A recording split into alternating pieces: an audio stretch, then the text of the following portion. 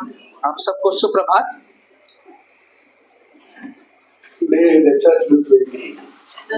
आज जो कलीसिया है बहुत हरी भरी दिख रही है। So many people are wearing green dress. बहुत से लोग आज हरे रंग का वस्त्र पहने हैं। I am also wearing green. मैं भी हरे पहना हूँ, But that's not to do with me. लेकिन उसका मुझसे कोई संबंध नहीं है। My wife's choice. ये मेरी पत्नी का चुनाव है।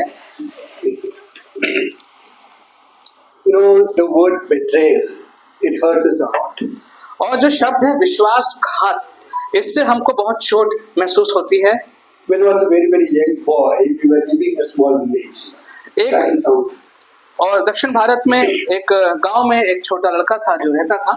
There was a family in our house. एक परिवार था हमारे घर में, near our house. हमारे घर के पास एक परिवार था। There were 4 young boys were there in the house. उस घर में 4 जवान लड़के थे। Then suddenly one day we heard one of the boys died the previous night. और हमको पता लगा कि एक उसमें से लड़का बीती रात गए उसकी मौत हो गई। We didn't know why he died at that time. उस वक्त हमको नहीं मालूम था कि उसकी मौत क्यों हुई। Later on we heard the family locked him in a room and beat him to death. बाद में पता चला कि इस परिवार ने उसको कमरे में बंद करके उसको मार मार के उसकी जान चली गई। They may have different reasons for doing that. और शायद उनके पास बहुत सी अलग वजहें होंगी ऐसा करने के लिए। But it was a betrayal of their love. लेकिन ये जो उनका प्रेम था, उस प्रेम के प्रति ये विश्वासघात था। The people whom he trusted so much, loved so much, killed him. जिस लोगों पे उसने इतना भरोसा किया, प्रेम किया, उन्होंने उसको मार दिया। So betrayal we all experience in our life sometime.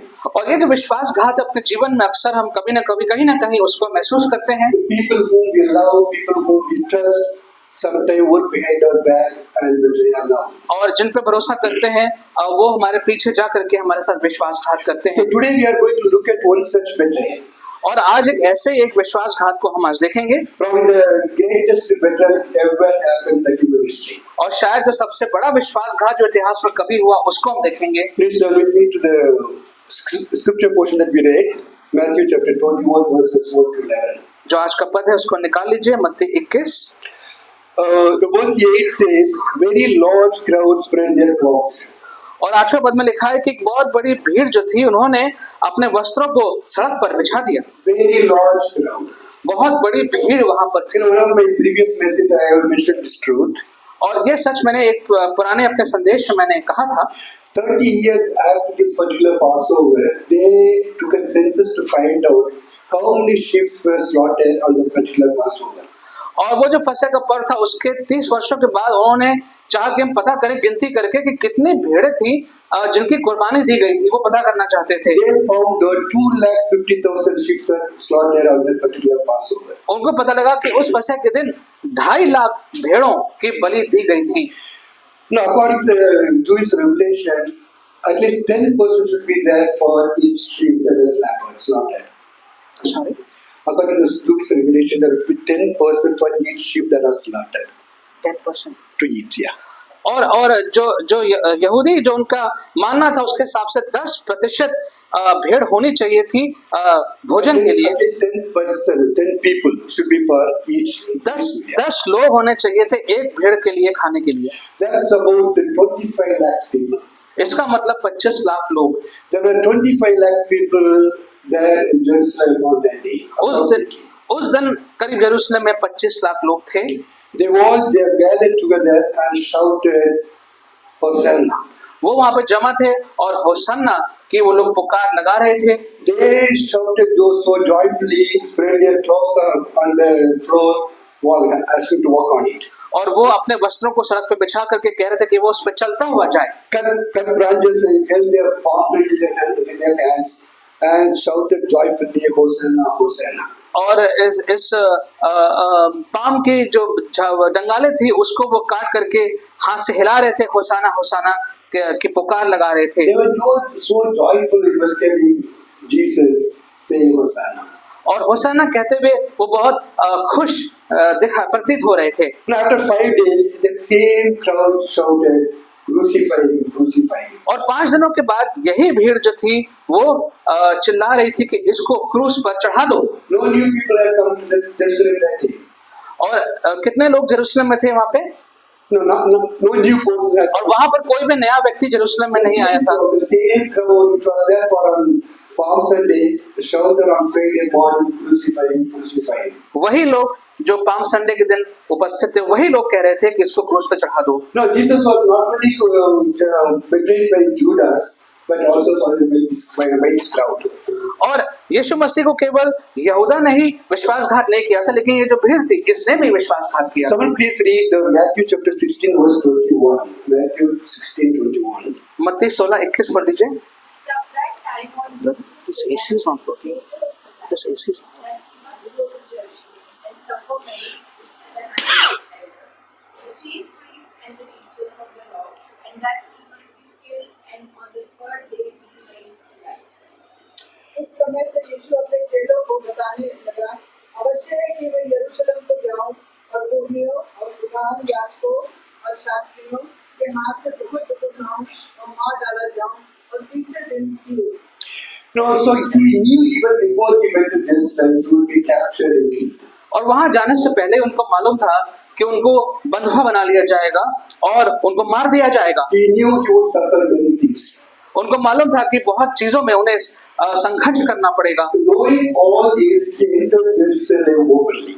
और ये सब जानते हुए फिर भी वो सबके सामने सरेआम यरूशलेम में प्रवेश किया। He did not come secretly. और वो चोरी छुपे नहीं आए। Now, when a person knew that he would be captured and killed, he would probably enter the city secretly. और अगर किसी को व्यक्ति को मालूम है कि उसको उसकी जान को खतरा है तो शायद वो चोरी छुपे शहर में प्रवेश करता। But he not only entered Jerusalem, he entered openly. लेकिन ना केवल वो यरूशलेम आए, लेकिन वो खुलेआम सबके सामने यरूशलेम आए। He entered Jerusalem so openly that every person in Jerusalem could see. और इतने सबके सामने वो खुले रूप से आए कि सबने उन्हें प्रवेश करते हुए देखा। In fact, because he entered the day openly to Jerusalem, we are here today as his children. और क्योंकि वो निडर होके यरूशलेम सबके सामने आए, इसलिए आज हम यहाँ पे उपस्थित बैठे हैं। So Jesus knew unless he openly entered Jerusalem that day, the human being cannot be saved. उनको मालूम था अगर वो सबके सामने सरेआम से यरूशलेम में नहीं जाएंगे तब तक हम सबका उद्धार नहीं हो He पाएगा। knew unless he entered openly and been crucified on that day in Jerusalem, the human beings will not be saved. उनको मालूम था अगर वो उस दिन वहां पे ना आते और आगे क्रूस पे ना चढ़ाए जाते तो हमारा उद्धार नहीं हो पाता। He knew they will perish and go to hell. उनको मालूम था कि मनुष्य का नाश हो जाता और वो नरक में चले जाते। So he entered Jerusalem openly. तो वो सबके सामने खुलेआम यरूशलेम में He प्रवेश entered किया openly out of love for the human beings. और मनुष्य के लिए प्रेम रखते हुए उन्होंने यरूशलेम में प्रवेश किया। But that human being betrayed him to cross. लेकिन वही जो लोग थे उन्होंने उसका विश्वासघात किया और क्रूस तक पहुंचा दिया। The question comes to our mind is why? और सवाल जो हमारे मन में आता है वो है क्यों? Why did they betray him and cry, crucify him, crucify him? क्यों उन्होंने विश्वासघात किया? क्यों कहा कि उसके क्रूस पर चढ़ा दो? That also within a span of 5 days. और वो भी 5 दिन के अंदर ही। Sunday they welcomed him on Friday morning, they shout, crucify him, crucify him. और इतवार को तो स्वागत किया, लेकिन और शुक्रवार को कह दिया कि इसको क्रूस पे चढ़ा दो। It is because of their imagination. और इसलिए क्योंकि जो उनकी सोच थी इसकी वजह से They imagined something about Jesus which he was not. और उन्होंने यीशु के बारे में कोई ऐसी सोच पाल ली जो यीशु नहीं थे। When he did not act according to their imagination, they lost all hope on him and were disappointed. और जैसा उन्होंने सोचा था, जब यीशु ने उस प्रकार से कार्य नहीं किया तब उन्होंने सारी आशा उसमें छोड़ दी। They were imagining something about Jesus that didn't happen when he entered. और उन्होंने यीशु के बारे में कुछ कुछ बातें सोची, लेकिन जब वो वैसी नहीं हुई तब उनकी सोच बदल गई। So today I am going to see what were they imagining about Jesus even before they entered Jesus. तो आज हम देखना चाहते हैं कि यीशु के बारे में क्या धारणाएं लोगों के मन में थी जब वो यरूशलेम में प्रवेश कर रहे थे। There were 3 main wrong imaginations they had about Jesus. 3 गलत धारणाएं उनके मन में थी यीशु के बारे में। Number 1, पहली, he came there as a prince of peace, but they thought of him as a warrior. वो वहां पे तो आया था एक शांति के राजकुमार के रूप में, लेकिन वो उसको योद्धा के रूप में समझ रहे थे। The verse 8 says, a very large crowd spread their clothes. और 8वें पद में लिखा है कि बहुत बड़ी भीड़ ने अपने वस्त्रों को सड़क पर फैला दिया। No, some 800 years before that happened, there was a man called Jehu. his co-officials did the same to him. 800 वर्ष पहले जेहू नाम का व्यक्ति था, उसके जो कुछ अधिकारी थे उन्होंने भी ऐसे ही कुछ किया था। Someone can read this 2 Kings chapter 9 verse 13. 2 Kings chapter 9 verse 13. दूसरा राजा 9 अध्याय 13वां पद। They quickly took their cloaks and spread them under him on the day's bed. Then they blew the trumpet and shouted, Jehu is king. Indeed. अब उन्होंने शीघ्रता से अपने अपने वस्त्र उतारे और उसके नीचे सीढ़ी पर भी बिछाए और दूरी फूंक कर कहा, येहू राजा है। Now it happened during the time of Joram, son of Ahab, the most wicked king of Israel. और ये एहाब के पुत्र जो कि बहुत ही ज्यादा क्रूर राजा था, उस दुष्ट था, उस समय में ये हो रहा था। Joram was following his father Ahab to do all the wicked things his father did. और ये जो राजा था वो अपने बाप एहब की तरह ही सारे बुरे काम कर रहा था। So God sent a prophet to Jehu among the army officers and tell him that God is anointing him as king. तो जेहू के सारे को अभिषेक करने के लिए परमेश्वर ने ये बहुत सारा आयोजन किया। Prophet Elisha sent one of his prophets to the army officers. और एलीशा ने अपने एक नबी को वहां पर अधिकारियों के बीच में He भेजा। said, call Jehu separately, pour oil on his head and tell him, God has anointed you as a king over Israel. और कहा कि जेहू को अलग से बुलाओ, उसके ऊपर अभिषेक करो तेल से, और उसको बताओ कि परमेश्वर ने तुम्हें इजराइल का राजा घोषित किया है। When the prophet came to Ramoth Gilead, Jehu was sitting among with all his other co-officials. जब वो नबी वहां पे आया तो जेहू जो था वो अपने और अधिकारियों के साथ बैठा हुआ था, And he called Jehu separately, और जेहू को उसने अलग से बुलाया, उस नबी ने pour oil on his head, उसके सर पे तेल उंडेला and said, This is what the Lord says, I anoint you over Israel as king. और कहा कि ये परमेश्वर की वाणी है कि मैं तुझे अभिषेक करता हूँ कि तू इजराइल का राजा बनेगा। When Jehu went back to his officials, other friends, फिर जेहू जब वापस अपने मित्रों और अपने अधिकारियों के पास गया, they asked him what was the man, why did the madman came, what was he telling you about? तो उसके मित्रों ने पूछा कि ये जो व्यक्ति आया था तुमसे क्या कह रहा था। Initially, he was not giving the proper answer, शुरू में तो वो सही जवाब नहीं दे रहा था, but when they forced him, he said, This is what he said, God has anointed me as a king over Israel. लेकिन जब बहुत पूछा तब उसने कहा कि हाँ ये है कि परमेश्वर ने मुझे नियुक्त किया है, अभिषेक किया है इजराइल के राजा के रूप में। Immediately they took their cloak and spread it on the steps and said, Jehu is king. उसी वक्त उन्होंने अपने वस्त्रों को उतार के वहां पे बिछा दिए और कहा कि जेहू जो है वो राजा है। So spreading the cloak, a homage paid to the warrior king. तो ये जो कपड़ों का सड़क पे बिछाना इस बात का चिन्ह है कि आप एक विजेता राजा, एक योद्धा राजा की प्रशंसा में, कि उसके अभिवादन में ये काम को कर रहे हैं। So people are here, spreading the cloak to Jesus, saying he is a warrior king. तो लोग जो हैं वो अपने कपड़ों को उतार के सड़क पे बिछा रहे हैं और ये मानते हुए कि वो योद्धा राजा है। They thought he was a warrior king. उनको लगा कि ये युद्ध करने वाला योद्धा राजा है He is a warrior king who will come to deliver us from the Romans. और ये राजा जो है वो योद्धा राजा है और ये रोमन सरकार से हमको बंदवाई से बचाएगा। Yes, they knew he has miraculous powers. क्योंकि उनको मालूम था कि इसके पास आश्चर्य कर्म करने की क्षमता है। So they thought he is a warrior king who will deliver us from Roman through with his miraculous powers. तो उन्होंने कहा सोचा कि अपनी इन ताकतों से वो हमें इस रोमन सरकार से छुटकारा दिला सकता है। And verse 13 says, they took palm branches and went out to meet him. और फिर उन्होंने इन खजूर की डालियों को लेकर के और वो उसके सामने चले आए। If you look at the history, just 150 years before, they Israelites did the same to another king. और अगर इतिहास देखें तो 150 वर्ष पहले इजरायलियों ने यही काम किसी और राजा के साथ भी किया था। Now there was a person called Antiochus, king of Syria, a Syrian king. एंटियक्स नाम का एक राजा था। He self-appointed himself as a missionary of Hellenism. और उसने अपने आप को ही एक प्रकार से एक मिशनरी घोषित कर दिया था। A religion called Hellenism. Sorry, Religion called Hellenism. Religion. That's the person. Hellenism नाम का एक धर्म कि उसने अपने आप को राजा उसका घोषित कर दिया था। So it is a great way of life, great philosophy. और जिसका मतलब है कि एक बहुत अच्छा जीवन, एक बहुत अच्छा दर्शन शास्त्र। Antiochus want to spread that everywhere in the world. और ये राजा इस धर्म को सारी दुनिया में फैलाना चाहता था He wanted to spread it very forcefully. और बहुत जोर जबरदस्ती से वो इस धर्म को फैलाना So चाहता he था। conquered in Palestine तो एक दिन वो अपने भवन में आया and tried to destroy Jewish religion. और फिर जो यहूदी जो धर्म था वो उसको नाश करने में लग गया। Then there was a man called Maccabeus. He came up, fought with Antiochus and defeated him. और मकेबियस नाम का व्यक्ति था, वो आया, उसने विरोध किया और उसने लड़ाई करी उसके साथ। When he came back after defeating Antiochus, और एंटियोकस को हराने के बाद जब वापस आया two people took palm branches to welcome him. तब लोगों ने इन खजूर के डालियों को लिया और फिर उसका स्वागत They also cut trees and spread it on the road for him to walk out. किया और पेड़ काट के उनकी डालियों को बिछा दिया ताकि वो उस पर चलने पाए। It was a conqueror's welcome. Conqueror's welcome. और इस प्रकार से ये बहुत बड़ा भव्य स्वागत उसका किया गया।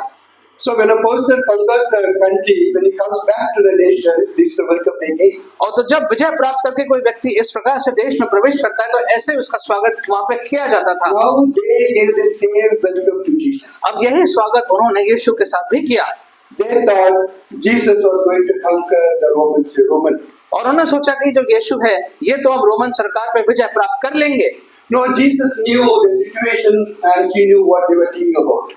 यीशु को परिस्थिति का पूरा ज्ञान था, उनको ये भी मालूम था कि ये लोग क्या सोच रहे हैं। It was impossible for him to inform and talk to them and change their mind. ये संभव नहीं था कि वो उनसे बात करके उनके पूरे सोच को बदल दे उस समय पे। So he did something different. तो उन्होंने कुछ और किया। He came on a donkey for people to see. तो इसलिए वो एक गधे के ऊपर बैठ के वहां पे आए ताकि लोग देख लें। Riding on a donkey means two things. और गधे पे आके बैठ के आना सवारी करने का दो मतलब होते हैं। It was his deliberate claim to be the Messiah. और ये एक बात थी कि जानबूझ के वो यहाँ पे कह रहे थे कि मैं ही वो मसीहा हूँ। Someone please read Zechariah chapter 9 verses 10 to 10. Zakaria 9 9 and 10. 9 और 10। Rejoice greatly, daughter Zion. Shout, daughter Jerusalem. See, your king comes to you, righteous and victorious, lowly and riding on a donkey, on a colt, and the foal of a donkey. I will take away the chariots from Ephraim, and the war horses from Jerusalem, and the battle bow will be broken. He will proclaim peace to the nations. His rule will extend from sea to sea, and from the river to the ends of the earth. हे सिय्योन की पुत्री, अति आनंदित हो, हे यरूशलेम की पुत्री, जय जयकार कर। देख तेरा राजा तेरे पास आता है और धार्मिकता और उद्धार से संपन्न है, वो नम्र है और गधी के अर्थात गधी के बच्चे वरन लट्टू के बच्चे पर बैठा है। मैं एफ्रेम के रथ और यरूशलेम के घोड़े नाश करूंगा और युद्ध के धनुष तोड़ डाले जाएंगे। वो जाति जाति के लोगों से शांति की बातें कहेगा। उसका राज समुद्र से समुद्र तक तथा महानद से लेकर पृथ्वी के छोर तक होगा। So it was a prophecy given by prophet Zechariah. तो ज़करिया ने इस बात की भविष्यवाणी करी थी। He says to Jerusalem, your king comes to you. He is gentle riding on a donkey. और उसने कहा कि तुम्हारा राजा जो है वो कोमल रीति से एक गधे पे बैठ के आ रहा है। He will take away the chariots and the war horses from Jerusalem. और यरूशलेम से ये जो युद्ध के घोड़े हैं और ये रथ हैं इनको वो हटा देगा। And the battle bows will be broken. और जो बैटल Bow. और जो इंद्र जो तीर धनुष है, कमान है, वो लड़ाई के वो तोड़ दिए जाएंगे। He will proclaim peace to the nation. और वो जो है शांति की घोषणा He करेगा। was fulfilling the promise which was given by prophet Zechariah. और ज़करिया ने जो भविष्यवाणी करी थी यीशु मसीह अब उसको पूरा कर रहे थे। He wanted the people to understand he was not a warrior king, he was a king who makes peace. और वो ये बताना चाह रहे थे कि वो एक युद्ध करने वाले राजा नहीं है, लेकिन एक ऐसे राजा हैं जो शांति लेके आना चाहते हैं। The second meaning of coming on a donkey is, और गधे पे बैठ के आने का दूसरा मतलब ये निकलता है, whenever a king went to war, he went on a horse. जब भी राजा कभी घोड़े पे बैठ के जाता था तो उसका मतलब ये था कि वो युद्ध में जा रहा है। But when he went on a donkey, he went for peace. लेकिन जब वो गधे में बैठ के जाता था, इसका मतलब वो शांति का संदेश लेके आ रहा है। Whenever he went for peace, he was riding on a donkey. जब भी वो शांति का संदेश लेके जाता था राजा, तो गधे पे बैठ के जाता Jesus था। was trying to show them that he was not a warrior king, he was the one Messiah who brings peace. यीशु मसीह उनको दिखाना चाह रहे थे कि वो एक युद्ध करने वाला राजा नहीं है, लेकिन ऐसा राजा है जो शांति प्रदान करना चाहते हैं। But they did not understand that. लेकिन ये बात उनको समझ में नहीं आई। By coming on a donkey, he was showing them he was the Messiah of peace, but people did not understand. और एक गधे पे बैठ के वो ये दिखाना चाह रहे थे कि वो शांति का संदेश लेके आ रहे हैं, शांति के मसीहा हैं, लेकिन लोगों को ये समझ में नहीं आया। The second wrong imagination they had that led to their bitterness. और आज जो दूसरा उनके मन में एक गलत धारणा थी, वो ये है, They thought he will deliver them from Roman Empire. उनको ये सोचा कि रोमन सरकार के बंधुआई के जीवन से वो उन्हें छुटकारा दिला देगा। Someone please read Matthew 21 verse 9. मत्ती 21 का 9। And the crowds that went before him, and that followed him were shouting, Hosanna to the Son of David. Blessed is he who comes in the name of the Lord. Hosanna in the highest. जो भीड़ आगे आगे जाती और पीछे पीछे चली आ रही थी, पुकार पुकार कर कहती थी, दाऊद के संतान को होशन्ना, धन्य है वो जो प्रभु के नाम से आता है, आकाश में होशन्ना। Now, whenever we sing Hosanna, we think we are just praising God. और जब होशाना हम गीत गाते हैं, हम लगता है कि हम सिर्फ परमेश्वर की स्तुति कर रहे हैं। But in Hebrew, the word means save now or save please. लेकिन इब्रानी भाषा में इसका मतलब है कि हमें अब बचाइए। It's a cry of people, save now, save please. From where? From Roman Empire. That's what they were crying. और ये लोगों की पुकार है, प्रार्थना है कि हमें अब बचाइए और बंधुआई से हमें अब बचाइए। They did not realize his main aim of coming to this earth is not to deliver them from Roman Empire, but deliver them from sin.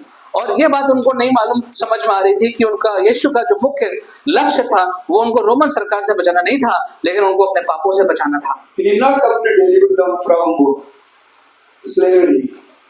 उनको वो बंधुआई के जीवन से बचाने के लिए वो नहीं आया था, He came to deliver them from the slavery to sin. लेकिन पाप की जो बंधुआई है उससे बचाने के लिए आया था। Now, very often we do make that mistake. अक्सर ये गलती हम लोग भी करते हैं। We go to Jesus only for deliverance from our problems. और अपनी समस्याओं से छुटकारा पाने के लिए ही हम यीशु के पास जाते हैं। You know, when Jesus was arrested, the Jews took him to Pilate because they did not have the power to crucify anyone. जब यीशु मसीह को बंदी बना लिया गया तो वो उसको पैंतुस पिलातुस के पास लेके गए, क्योंकि उसके आगे उनके पास कोई कानूनी सामर्थ्य नहीं था। Pilate asked him so many questions, और पिलातुस ने बहुत से सवाल यीशु से किए, but Jesus kept quiet. He did not even answer. लेकिन यीशु शांत रहे, उन्होंने कोई जवाब नहीं दिया। You know why? क्यों? In the Garden of Gethsemane, गतसमनी के बगीचे में he cried to his father, वो अपने पिता से रो रो के बात कर रहे थे। Father, if it is possible, let this cup pass away from me. Hey, But it is not my will, but yours. हे पिता, यदि संभव है तो ये प्याला मेरे ऊपर से हट जाए, लेकिन मेरी नहीं तेरी इच्छा पूरी हो। He cried 3 times. 3 बार वो रोया, He prayed 3 times. 3 बार उसने प्रार्थना करी, But God the Father did not answer his prayer. लेकिन उस प्रार्थना का उत्तर परमेश्वर पिता ने नहीं दिया। Very often we worry why God is not answering my prayer. Even Father did not answer his own son's prayer. कई बार हम सोचते हैं कि ये परमेश्वर प्रार्थना का उत्तर क्यों नहीं दे रहे हैं, यहाँ तो पिता ने अपने पुत्र के प्रार्थना का उत्तर नहीं दिया। He sent an angel to give him the strengthening. और उसने स्वर्गदूत को भेजा कि वो उसको सामर्थ्य प्रदान करने पाए, But he did not take the cup away from him. लेकिन वो जो प्याला था मौत का वो उसके ऊपर से नहीं हटाया। That time Jesus decided that he will drink the cup without any problem. और उस वक्त यीशु ने तय किया कि इस प्याले को मैं अब पीऊंगा, Because the Father and the Son knew there was no other way to save the humans except for Jesus to drink the cup. क्योंकि पिता और पुत्र को मालूम था कि और कोई रास्ता नहीं है मनुष्य को बचाने का सिवाय इस रास्ते के।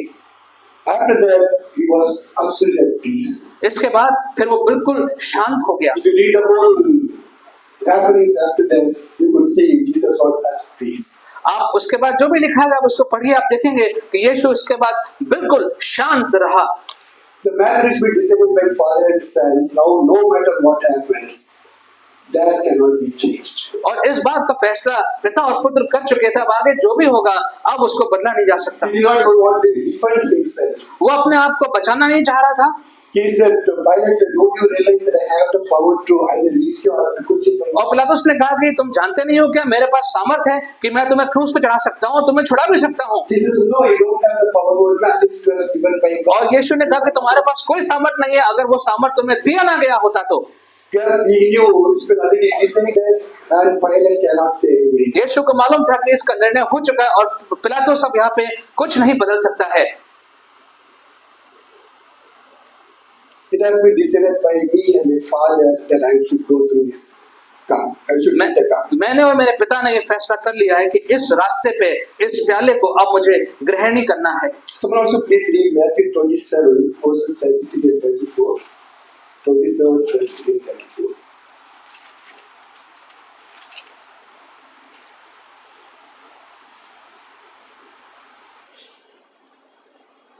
And when they came to a place called Golgotha, which means place of a skull, they offered him wine to drink, mixed with gall, but when he tasted it, he would not drink it.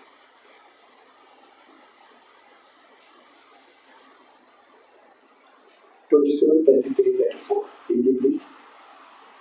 और जब वे उस स्थान पर आए जो लूका कहलाता है अर्थात खोपड़ी का स्थान, तो उन्होंने उसे मिला हुआ दाखरस पीने को दिया, परंतु उसे चख कर पीना न चाहा। Now, before he was crucified, they gave him this wine mixed with gall. और पित्त से मिला के एक दाखरस उसको उन्होंने पिलाना चाहा उस समय पे। He tasted it and refused to see. उसने उसको चखा लेकिन फिर उसको पीने से मना कर दिया। Now, according to the scholars, this particular drink was given to them to reduce the pain. और विद्वानों के मुताबिक ये जो उनको पीने को दिया गया था, ये इसलिए था कि जो दर्द है शरीर का उसका असर थोड़ा कम हो जाए। This drink has a numbing effect on your body, you will not feel the pain. और ये जो उनको पीने को दिया जा रहा था, ये आपके शरीर को नम कर देता कि आपको दर्द कम महसूस होता। The person who is being crucified would feel excruciating pain. जिस व्यक्ति को क्रूस पर चढ़ाया जा रहा है उसको तो बहुत ही ज्यादा तकलीफ होती थी। To protect him from that severe pain, they gave the drink. और उस अत्यधिक तकलीफ से, दर्द से बचाने के लिए ये वाला उसको पीने को चीज दी जाती थी। But he refused to drink that. लेकिन यीशु ने उसको पीने से इनकार कर दिया, Because he knew he was offering himself as a sacrifice for the sin of the world. क्योंकि उन्हें मालूम था कि अब उनकी जो बलि चढ़ने वाली है वो पूरे संसार के पापों के लिए बलिदान उनको अपने आप को करना है। He did not want to escape the pain that accompanies the sacrifice. और उस बलि के साथ में जो तकलीफ है उससे वो बचना नहीं चाह रहे थे। He did not want us to be namesake sacrifice. और वो ये नहीं चाह रहे थे कि बस एक दिखाने के लिए एक बलि वहां पर चढ़ा दी गई। She did not want the sacrifice without feeling the pain. और वो नहीं चाहते थे कि ये जो पूरा बलिदान है बगैर किसी तकलीफ के ये बलिदान पूरा हो जाए। He wanted that to be a complete, fully paid sacrifice. वो चाहते थे कि पूर्ण रीति से चुकता किया हुआ ये बलिदान होना चाहिए। He knew he could escape the pain, वो जानते थे कि उस तकलीफ से चाहे तो बच सकते हैं, but he did not want to escape the pain. He wanted to go through the pain because that comes along with the sacrifice. लेकिन वो उस तकलीफ से बिल्कुल नहीं बचे। वो उससे गुजरना चाहते थे क्योंकि उनको मालूम था कि बलिदान के साथ जो तकलीफ है वो साथ में आएगी। He willingly went through the pain even though there was a chance that he could escape. और अपनी इच्छा से वो उस तकलीफ से गुजरे जबकि वो जानते थे कि उनके पास मौका था कि वो उससे बच सकते थे। And we think he went through all the pain, the humiliation and struggle just to deliver us from our temporal problems. और हम सोचते हैं कि वो उन सारी तकलीफों से गुजरे ताकि हमारी जो कुछ क्षणिक परेशानियां हैं उन परेशानियों से हमें वो मुक्त करा दें। He did not go through all the pain and struggling to save us from temporary problems of life. और हमारी जो कुछ क्षणिक परेशानियां हैं इधर उधर की, सिर्फ उन्हीं से बचाने के लिए यीशु मसीह इतनी दुख तकलीफ से होकर नहीं गुजरे। No, from the beginning of creation, God, as a God, He has been answering so many prayer of His human being. और देखते हैं कि आरंभ से ही मनुष्यों की इतनी प्रार्थना का उत्तर परमेश्वर ने दिया है। Every person will cry out to God. He has to pray from the beginning, from the creation. He's been doing that. और उत्पत्ति के समय से ही जब जब कोई प्रार्थना करता था तो उसका उत्तर परमेश्वर देते थे, Delivering them from the problem. उनकी समस्याओं से उनको निवारण देते थे। But He's not coming to this world to deliver us from the problem that we face in our day-to-day life. लेकिन इस संसार में वो इसलिए नहीं आए कि जो सांसारिक समस्याएं हैं उनसे हमको वो निजात दे दें, He came to save us from a permanent problem. और एक जो हमेशा की जो बड़ी समस्या है, स्थायी समस्या है, उस स्थायी समस्या से बचाने के लिए हमको आए। That is sin. Sin is the permanent problem of human beings. और ये जो पाप है वो एक स्थायी समस्या है सारे मनुष्यों की।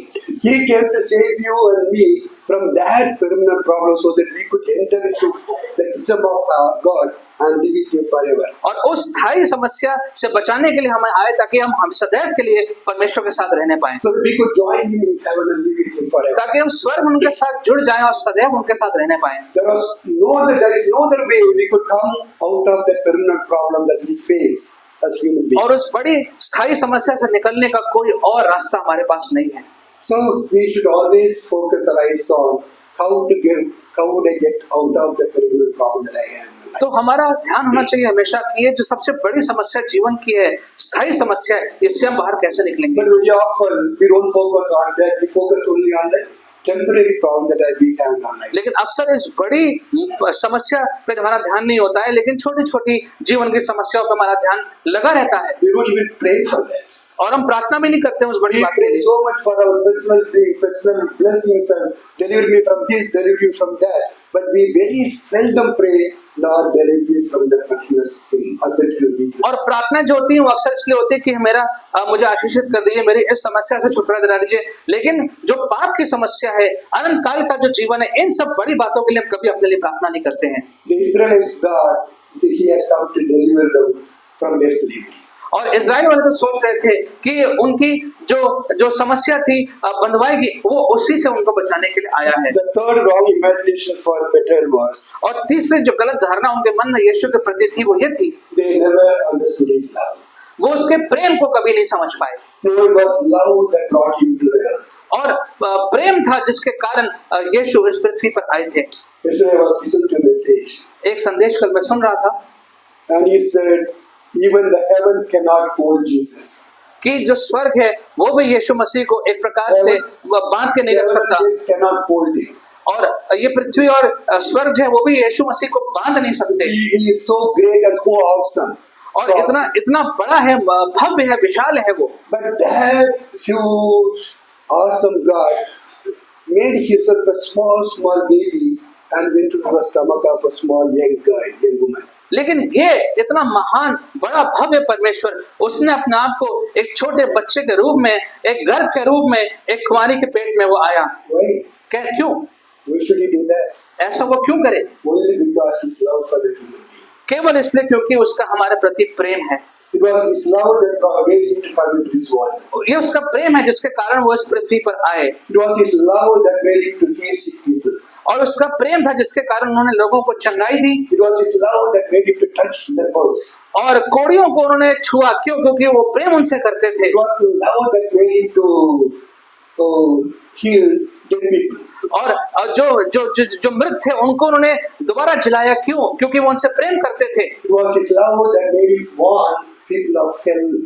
और लोगों को उन्होंने चेतावनी दी नरक के बारे में। क्यों? क्योंकि यीशु उनसे प्रेम करते It थे। was His love that made Him ask people to repent and get forgiveness from God. और लोगों से वो अपने प्रेम के कारण ही कहते थे कि पश्चाताप करो और परमेश्वर से क्षमा प्राप्ति करो, So that He could escape the punishment. ताकि वो सजा से बचने पाए। It was His love that made Him talk about the beauty of heaven.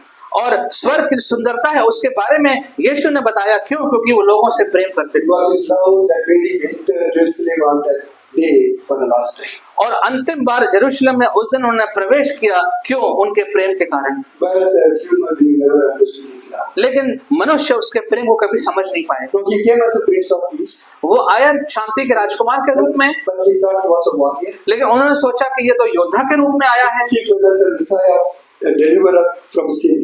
वो इसलिए आया कि वो मसीहा के रूप में जो उनको पापों से मुक्ति दिलाएगा। But they thought He has come to deliver us from Roman Empire. लेकिन उनको लगा कि वो हमें रोमन सरकार के बंधुआई से छुड़वाएगा। He came because he loved us so much, but they never understood his love. वो इसलिए आया क्योंकि वो उनसे प्रेम करता था, लेकिन उन्हें कभी उसका प्रेम समझ में नहीं आया। So after 5 days, when they saw him, तो 5 दिन के बाद जब उन्होंने उसको फिर से देखा, they saw him being arrested and ridiculed and beaten up by the Roman soldiers, whom they thought he would deliver from.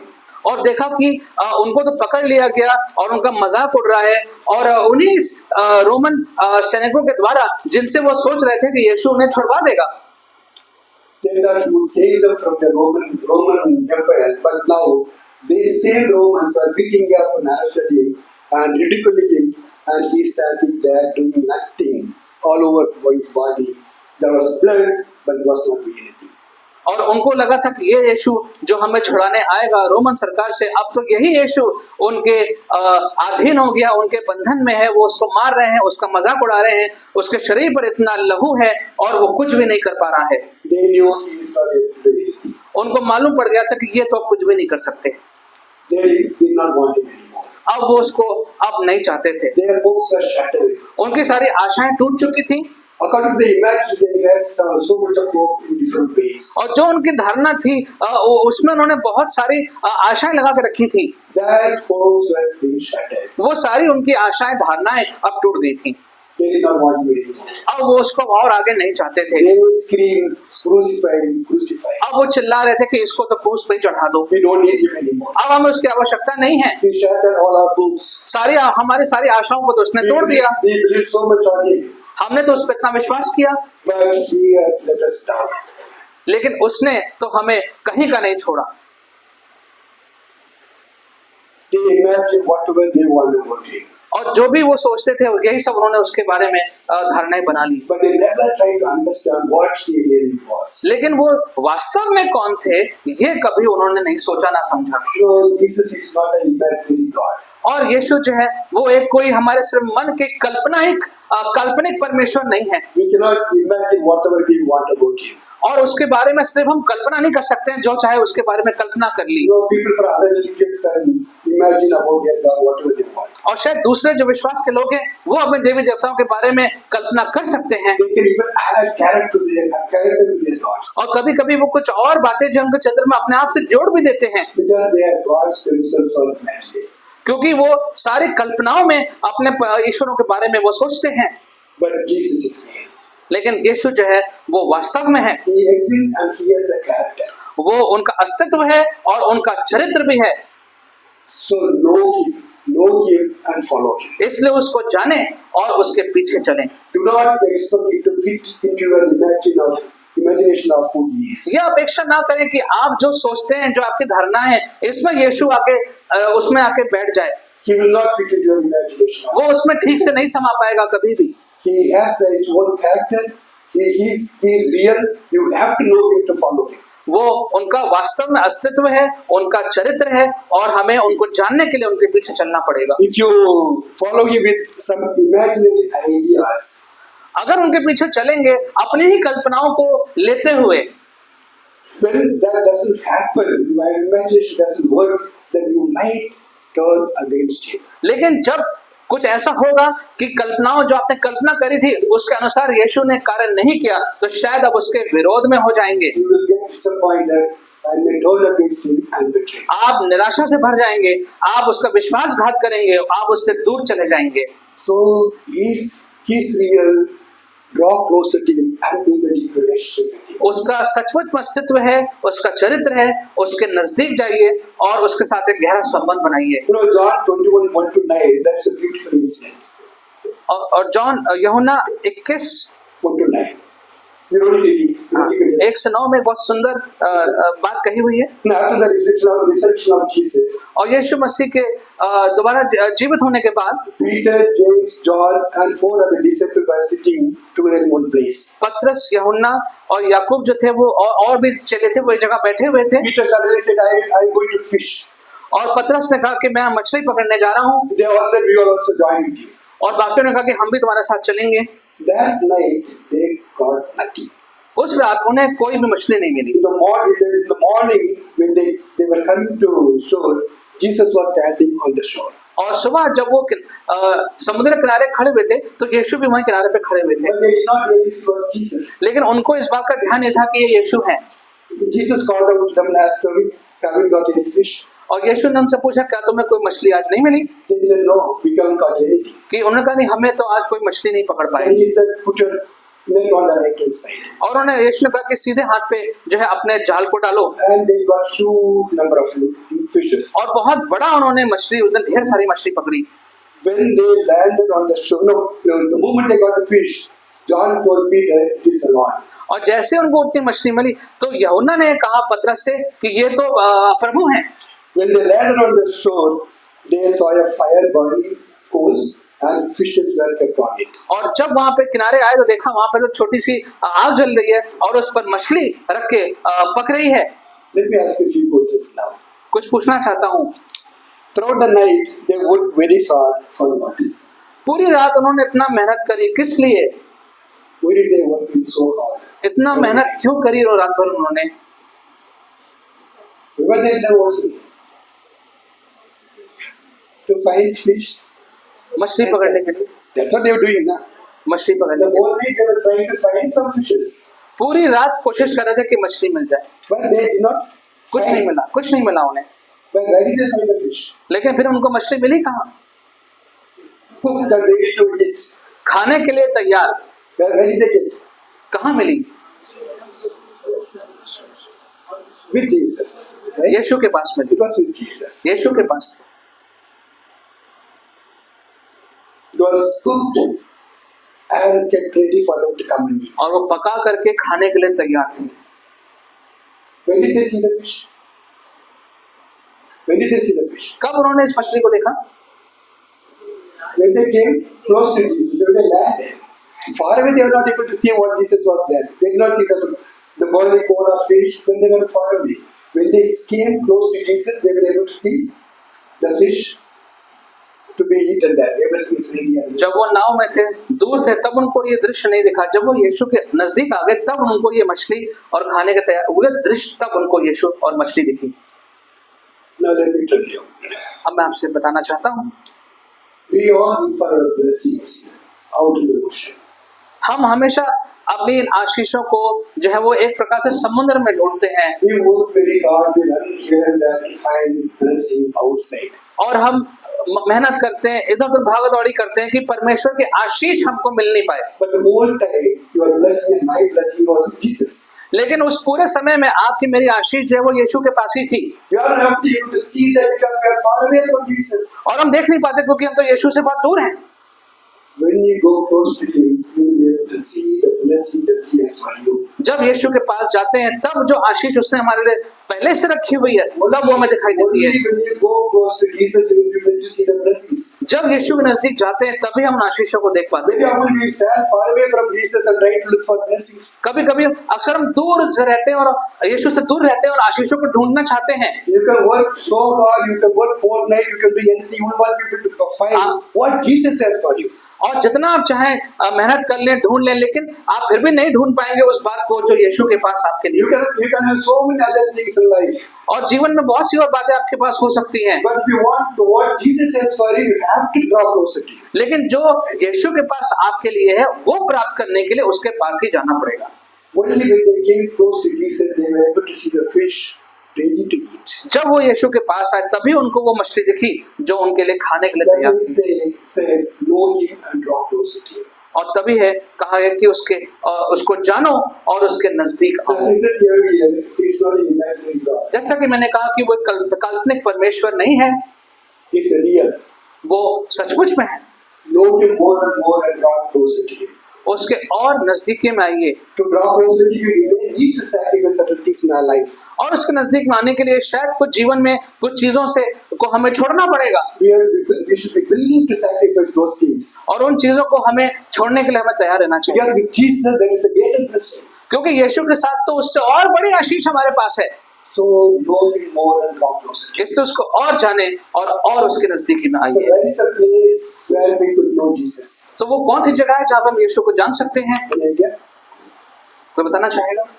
this is the only place where you could know a real Jesus and understand Him. और वचन ही वो जगह है जिसके साथ हम यीशु को सचमुच में और अच्छे से जान Nowhere सकते else, हैं। nowhere else. कोई और जगह नहीं है। So read your word. इसलिए अपने वचन को पढ़ें, Read your Bible. बाइबल पढ़ें, Study on it. उसका अध्ययन करें, And know him more in your life. उसको और जाने अपने जीवन में And draw closer to him. और उसके नजदीकी में आए, And you will be able to see the blessing that he has for you. और फिर आप उस आशीष को देखने पाएंगे जो उसने आपके लिए रखी हुई है। Let's pray. आइए प्रार्थना करें। Father God, we want to thank you for your message this morning, and we want to especially thank you for what you did on this day back in history. प्रभु जी, हम धन्यवाद करते हैं आपके वचन के लिए जो आज हमने सुना, और खास तौर से धन्यवाद करते हैं आज के दिन इतिहास में जो आपने किया। Indeed, Lord, we thank you that you chose to come riding on a donkey. You chose to come in peace, and even when you were not understood, you chose to be rather not understood and still go on that difficult path. प्रभु जी, आपने इस बात को चुनाव किया कि आप शांति का संदेश लेके आएंगे, और भले ही लोग आपको ना समझ पाए तब भी आपने चुनाव किया परमेश्वर कि जो रास्ता आपने चुना है हमारे लिए जो सही है, आप उस रास्ते पर ही जाएंगे। And Lord, today we really reflect and I want to understand how difficult it all must have been for a divine God to do this, bound by space and time. परमेश्वर, आज हम सोचना चाहते हैं और समझना चाहते हैं कि कितना कठिन रहा होगा कि एक भव्य परमेश्वर के लिए समय और जगह में अपने आप को कैद करके ऐसे काम को करना। Lord, truly, as we imagine and as we read in your word all that happened today and in this week, Lord, help us, Lord, help us to really appreciate and thank of all that you've done for us out of your love. प्रभु जी, हम जब पढ़ते हैं और इस हफ्ते में जो भी हुआ इतिहास में वो देखते हैं, तो प्रभु जी होने दीजिए कि इन सारी बातों के लिए हम आपको धन्यवाद देना सीखें। Help us also, Lord, to respond and to be drawn closer to you. परमेश्वर, इस सारी बात की हम प्रतिक्रिया भी करें, और हम इस प्रतिक्रिया करते हुए हम आपकी नजदीकी में और बढ़ना चाहते हैं। Help us, Lord, to know you more. Help us, Lord, to grow in you as we go through yet another holy week in our lives. जब हम इस पवित्र हफ्ते से गुजरते हैं प्रभु, तो एक बार फिर से होने दीजिए कि हम सारी बातें जो होती हैं, सभाएं होती हैं, प्रार्थनाएं होती हैं, वचन पढ़ते हैं, इन सब के द्वारा हम आपकी और नजदीकी में बढ़ने पाएं। यीशु मसीह के नाम में इस प्रार्थना को मांगते हैं। Amen.